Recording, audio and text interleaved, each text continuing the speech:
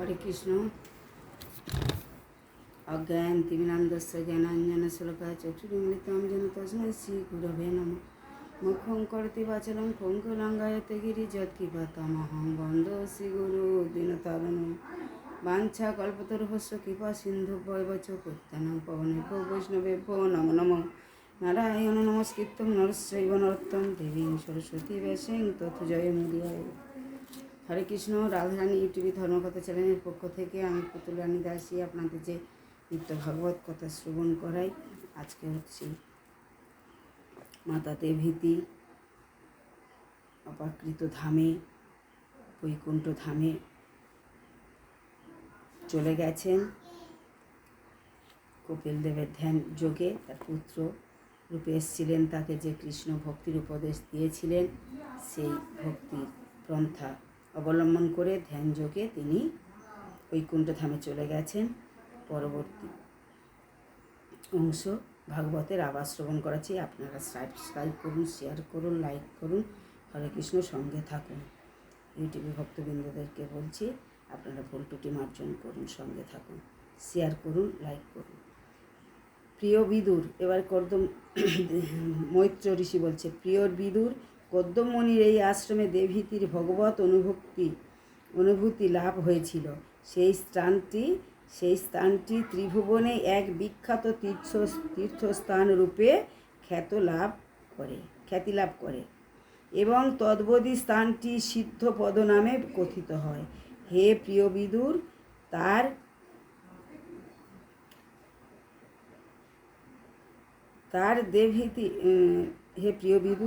দেবহূতির সেই পবিত্র দেহ এক বিশাল স্রোতরূপে পরিণত হয় যা সাধকগণের দিব্য জ্ঞান লাভের সহায় ও অনেক মহৎ ব্যক্তিবর্গের আশ্রয়স্থল হয়ে ওঠে।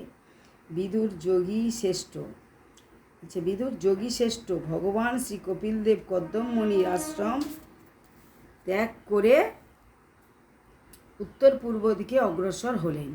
সিদ্ধগণ, চারণগণ, গন্ধর্বগণ, মুনিগণ ও অপ্সরাগণ দ্বারা উচ্চ প্রশংসিত ও সমুদ্র দেবতার দ্বারা অতীব সম্মানিত হয়ে তিনি সমুদ্র দেবতা কর্তৃক নিবেদিত এক স্থানে নিজ আশ্রম প্রতিষ্ঠা করেন। সেখানে তিনি অদ্যাবধি অবস্থান করেছেন। সেখানে সকলেই অপাকৃত প্রকৃত কল্যাণের জন্য গভীর ধ্যানে মগ্ন আছেন। হে বিশুদ্ধ আত্মা বিদুর, আমি তোমার ভগবানের আচ্ছা জয় নিতাই। হরে কৃষ্ণ। আমি তোমাকে ভগবানের শ্রী কপিলদেব ও দেবহূতির পবিত্র গাথা, যা তুমি শুনতে চেয়েছিলে, কীর্তন করলাম। যে কেহ এই কাহিনী শ্রবণ করে এবং বিশ্বাস ও ভক্তি সহকারে শিক্ষা দেয়, ভগবান শ্রী কপিলদেবের রহস্যময় দৈব কাহিনী, যার মধ্যে আছে আস্তিকমূলক সংখ্যা দর্শনের জ্ঞান, সেই ভগবান নারায়ণের তার মন সন্ধিবেশিত করতে পারবে, যে ভগবানের পাদপদ্ম লাভ করতে পারবে। তাৎপর্য এটা জানা উচিত যে এই ভগবান শ্রী কপিলদেব, যিনি আস্তিকমূলক সংখ্যা দর্শনের অর্থাৎ ভক্তিযোগের বিচার করেছিলেন, তিনি আস্তিক্যমূলক সংখ্যাকারিকা গ্রন্থের প্রণেতা কপিলমণি হইতে ভিন্ন। ভগবান শ্রী কপিলদেব এসেছিলেন সত্যযুগে দেবহূতি ও কদ্মমণিকে মাতা পিতারূপে অঙ্গীকার করে, কিন্তু যে কপিলমণি ছিলেন এক সাধক মাত্র, মনুষ্য হিসাবে এসেছিলেন ত্রেতাযুগে অগ্নিবংশে। তিনি সংখ্যাদর্শক নামে এক দার্শনিক গ্রন্থ লিখেছিলেন, যার মধ্যে পরিষ্কার বলা আছে ঈশ্বর অসিদ্ধে কোনোভাবেই ঈশ্বর বা স্বয়ং ভগবানের অবস্থিতি প্রতিষ্ঠিত করা যায় না।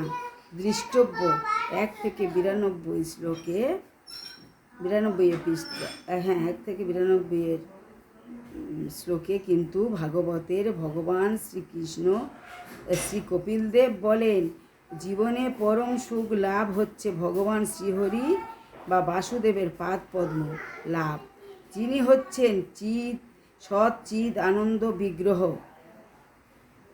অপাকৃত স্বরূপ স্বয়ং ভগবান, সকল কিছুর আশ্রয়, যার আছে অসংখ্য শক্তি, যেগুলির মধ্যে নিজ চিৎ শক্তি থেকে সৃষ্টি করেছিলেন।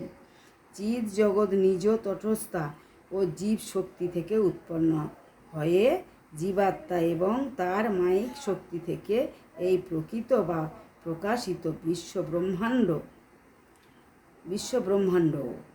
যদি নিজ বহিরঙ্গা শক্তি বা মায়া থেকে তারই নিয়মা করতে কাল বা সময় প্রকৃত থেকে উৎপন্ন হয়। 24 নম্বর শ্লোকে তত্ত্ব কিন্তু তিনি নিজে এই সৃষ্টি প্রক্রিয়ার দ্বারা প্রভাবিত নহেন। অধিকন্তু ভাগবতে কপিলদেব বলেন যে পুরুষ বা জীব হচ্ছে 25তম শ্লোকে তত্ত্ব। পুরুষ বা জীব হচ্ছে 25তম তত্ত্ব, এক নিজে সকলের অন্তর্যামী রূপে।